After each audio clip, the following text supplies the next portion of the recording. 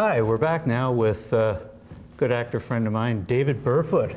David, how are you? I'm outstanding, thank you, Stephen. How are you doing? I'm doing fantastic. No, it's great to see you. I'm glad you were able to make it out. Yeah, and for the people out there that are watching this show and maybe aren't as familiar with you as I am, give us a little background about you. I detect an accent there.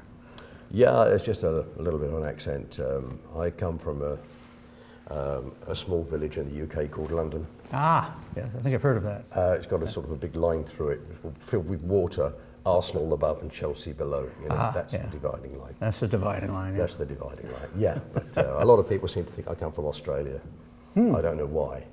Well, I just tell them I've never actually been to a penal colony.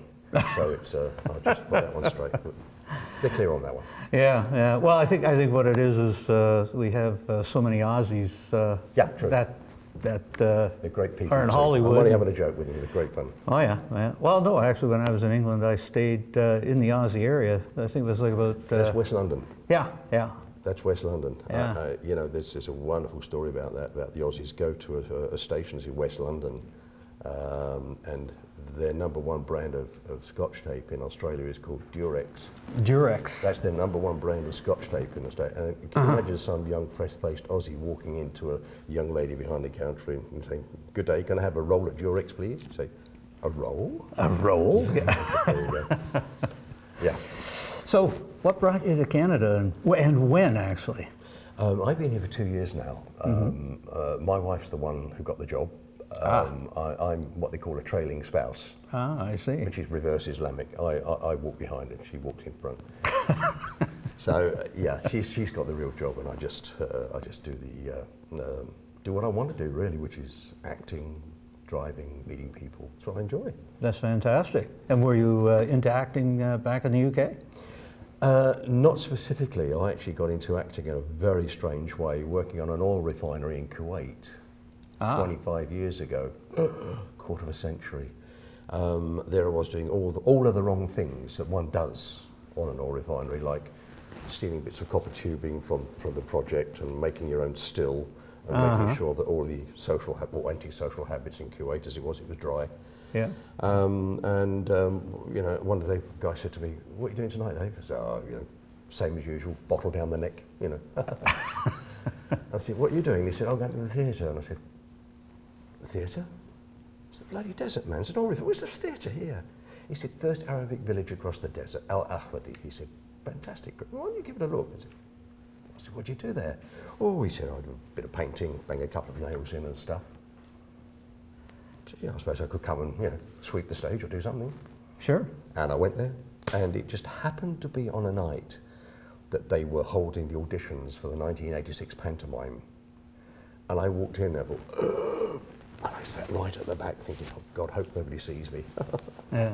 And I watched them all finished, and the producer said, or the director said, who's a Welshman, not Indian as I'm now going to do, he said, "Right," he said, "that's it." He said, "Anyone else?" He said, "How about you? Do you fancy a go?" And I said, "Me? You're having a laugh." "Yes," he said, "why not?" He said, "You don't know, you might enjoy it." Yeah, there you so go. I said, "Oh, I'm game for a laugh." Stepped up there, best thing I ever did in my life. That one event changed my life in terms, I didn't realise that I've been so much hiding within myself. Acting managed to bring it out. Certainly. And it does. Yeah, and, it does. And, it does. And it was the best thing that ever happened. If anybody's suffering from being within their own personality, get into a theatre group, get into acting, it's fantastic.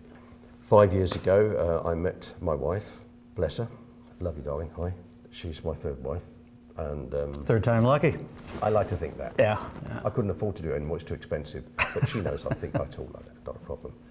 So and she came over here and she said, "Why don't you do something sensible?" I said, "Like what?" Get into the films." Oh yeah, right, yeah. So I started ferreting around, talked to people, right, and started on that basis. It's great fun. I love it. I meet interesting people. Yeah, wow. That's being sycophantic, isn't it? Yeah. But there you go. Yeah. It's ironic, really, that coming to Canada has been the first opportunity I've had of exploring this. I've been all over, I've been in the States, I've been all over Europe. I've never had the opportunity that is presented here in Canada. Right. Okay, the industry is moving forward. The municipality is being very helpful to films, filming productions, etc. Perhaps the motorists don't like it too much when there's road closures, but there we go, it's good for their local economy. Yeah. And it's working well. So it's a great place to be. It's so boring being stuck in a rut and being stayed and what have you. And this allows so much creativity. It's so much of a social life from this as well. Oh, definitely. You can sit indoors and become a couch potato, or you can get out and do something sensible, like meeting people. That's the right. great people you've got here today, the people we meet out on shoots. It's another way of life, another universe, and it's a great universe to travel into.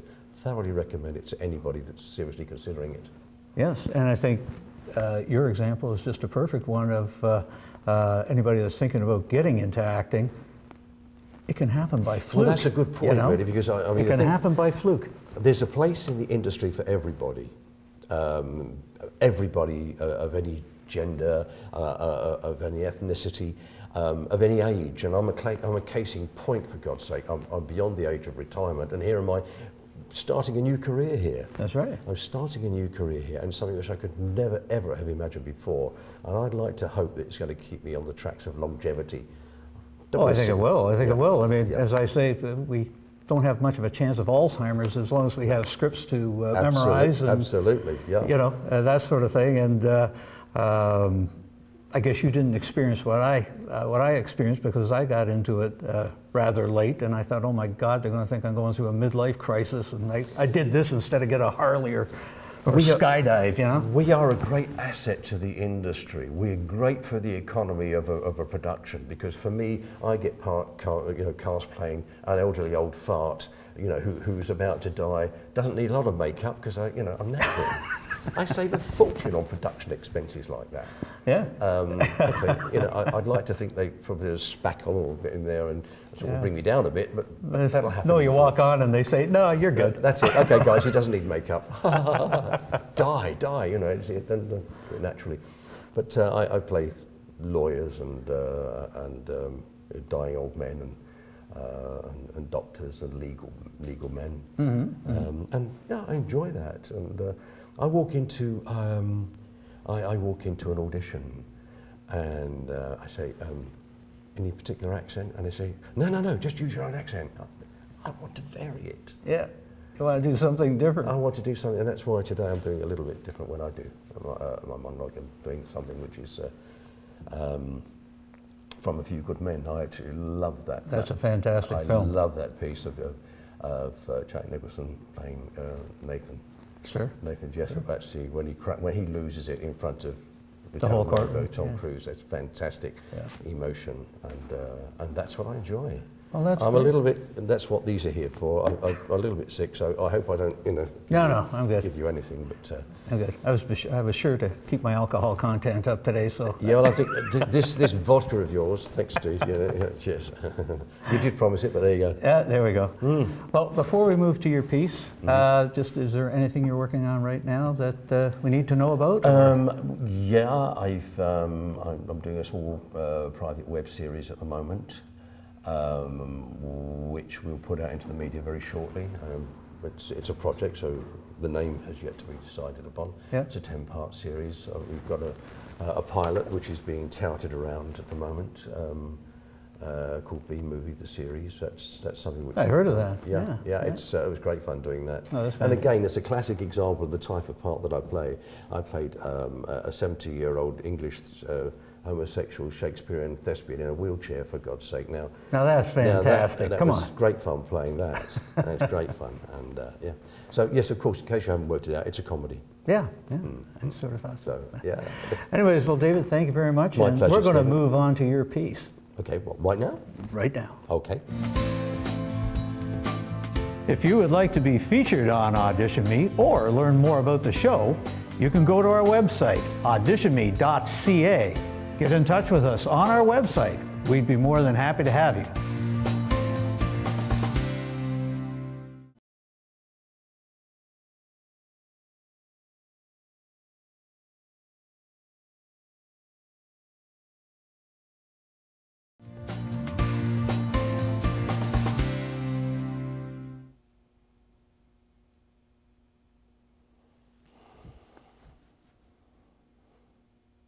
You can't handle the truth. Son, this world has walls. And those walls have to be guarded by men with guns. Who's going to do it? You? You, Lieutenant Weinberg? I have a greater responsibility than you can possibly fathom. You weep for Santiago, and you curse the Marines. You have that luxury. You have the luxury of not knowing what I know. That Santiago's death, though tragic, probably saved lives. And my existence, whilst grotesque and incomprehensible to you, saves lives. You don't want the truth, because deep down in places you don't talk about at parties. You want me on that wall. You need me on that wall. We use words like honor, code, loyalty. We use these words as the backbone to defend something. You use them as a punchline.